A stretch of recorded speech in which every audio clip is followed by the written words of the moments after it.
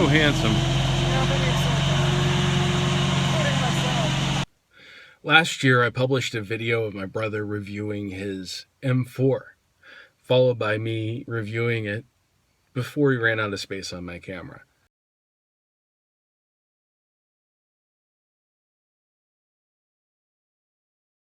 As you may know from watching my earlier videos, from a very early age, my brother and I got each other into cars big time. The first word I learned how to spell was Ferrari, which when you're 5 is a really hard word to spell. Anyway, never one to shy away from getting something he wanted. He bought the M3 as soon as he could afford one. And when he upgraded to the M5, he sold me the M3. This was 6 years ago. And when he upgraded to the M4 3 years ago, he sold me the M5. At the beginning of this year, with a third kid on the way, David couldn't see a workaround, so he had to sell his beloved M4 and get a 3-row SUV. Yeah.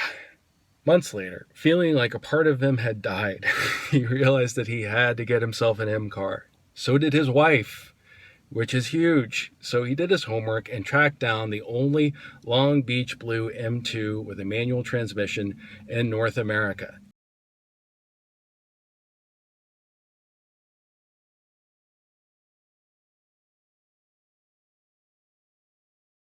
He bought it, and he seems so glad that he did.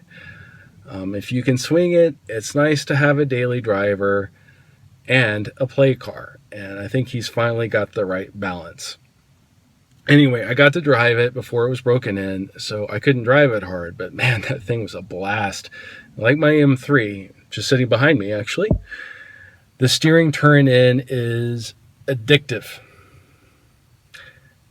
All that said, I did get to drive the M4 one last time before he sold it, and I recorded my thoughts right after driving it, not knowing that he was going to be selling it a month later. My daughter wanted to help, so I entrusted her to hold the camera, which is why half the screen is pointed at the seat. Sorry. Still, these are the best impressions I have of my time behind the wheel of his M4, and I think they're worth sharing, so here they are.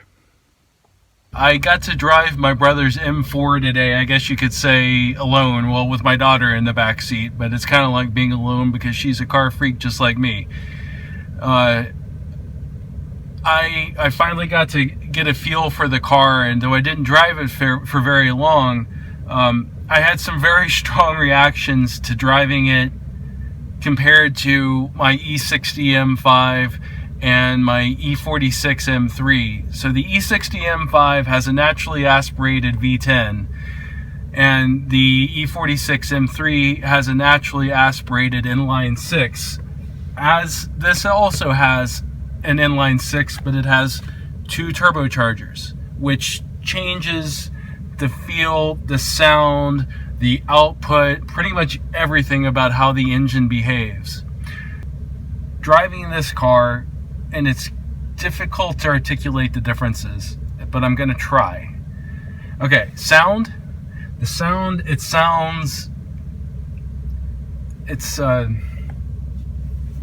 angry, and it sounds forceful, which is a good attribute, but it doesn't have the sonorous.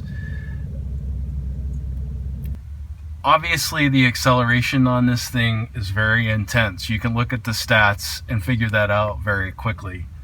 But when you're driving it, holy cow. I know this has traction control on it, but the second I put my foot down, I feel like the rear wheels are going to spin out of control, which can be a lot of fun when it's your car and not your brother's. So I got a kick out of that, and I just barely started to get a feel for that. I feel like I need to read the instruction manual on the car before I can really tell. But it is fast.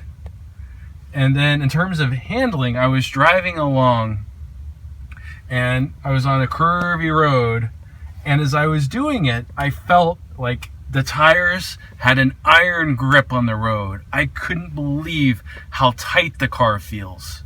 And that is a huge difference between the M5 and my M3.